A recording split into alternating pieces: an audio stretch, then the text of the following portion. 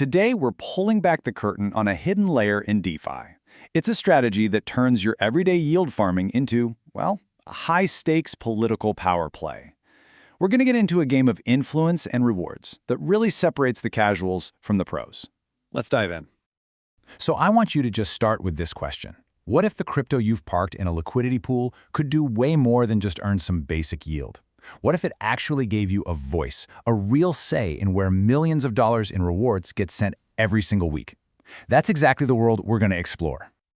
And that really gets us to the core idea for this whole explainer. In some of these DeFi ecosystems, providing liquidity isn't just about the money, it's a political act. You know, for most folks, yield farming is a pretty passive thing. You deposit your tokens, you come back later, you collect rewards. Easy. But in protocols like Aerodrome or Velodrome or Curve, that's just scratching the surface. The real game, the pro-level stuff, is all about actively steering the protocol to your own advantage. And the magic behind all this is something called the vote escrow, or V token model. It sounds kind of technical, but the concept is actually super simple. You take the protocol's main token, you lock it up for a set amount of time, and in exchange, you get voting power. Real power that you can use to point the fire hose of protocol rewards wherever you want it to go. So how does this actually play out in the real world? Let's move on and break down the mechanics, step by step.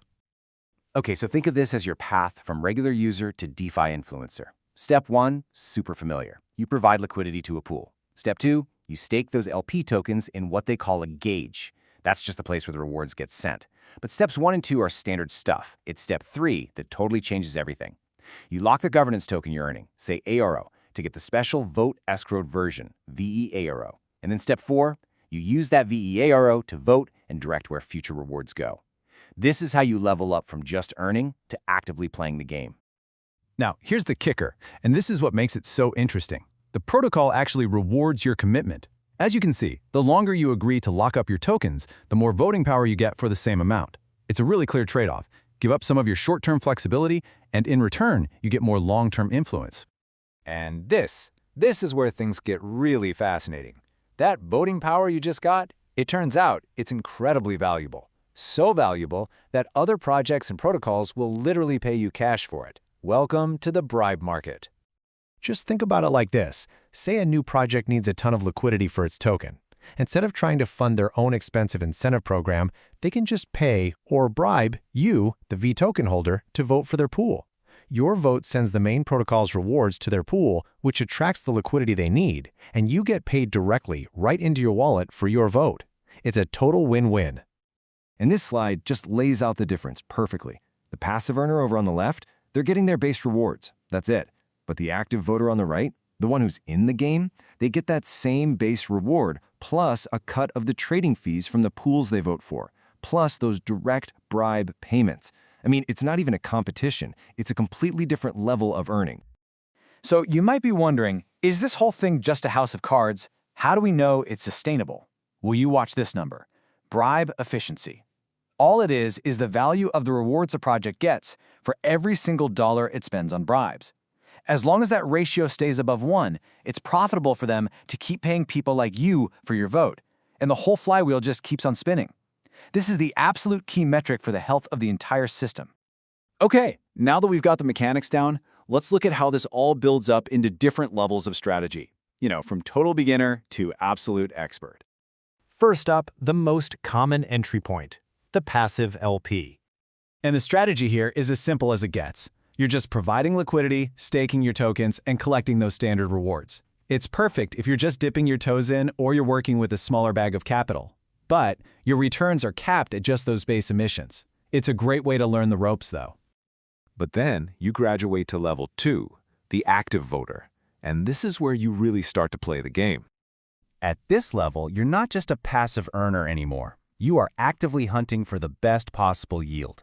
You lock up your governance tokens, and every week you're checking out the bribe market, pointing your votes at whatever pools are paying the most. This totally transforms your income, stacking trading fees and those direct bribes right on top of your base rewards. And finally, at the absolute pro level, we have the meta governor. This is the boss move. Instead of voting for other people's pools, you vote for yourself. A player with a big enough position can actually provide liquidity to their own pools and then use their massive voting power to direct the protocol's emissions right back to themselves. This creates this incredible self-reinforcing feedback loop that just juices your yield way beyond what simple bribes could ever do. Okay, this all sounds great in theory, right? But let's talk about real money. What does this look like when the rubber actually meets the road? Let's run through a quick example. So let's say we're starting with a $20,000 investment. We'll drop it into a WETH/USDC pool on a protocol like Aerodrome. Now, if you didn't get involved in governance, you'd just be getting the base emissions, which in this case is about $500 a week.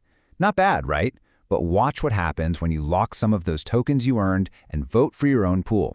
You also start collecting trading fees and any bribes offered on that pool. And just like that, your weekly return jumps from $500 to $650. That's a 30% increase just for participating in the game. And when you annualize that, you're looking at a mind-blown 169% APY. Now, of course, let's be real, these numbers are just a snapshot in time. Emissions, fees, bribes, they all change weekly. But it just goes to show you the immense power of being an active player in governance. So let's wrap this all up. What's the key takeaway from all this? How do you even start to think about your own game plan? Look, the V-token model completely transforms passive yield farming into an active game of strategy and influence. It rewards conviction, it rewards paying attention, and it rewards long-term thinking. The returns can be absolutely incredible, but they require you to be in the driver's seat. So the real question isn't just about whether the yields are good. It's whether you're ready to stop being a passive provider and start being an active player in the game.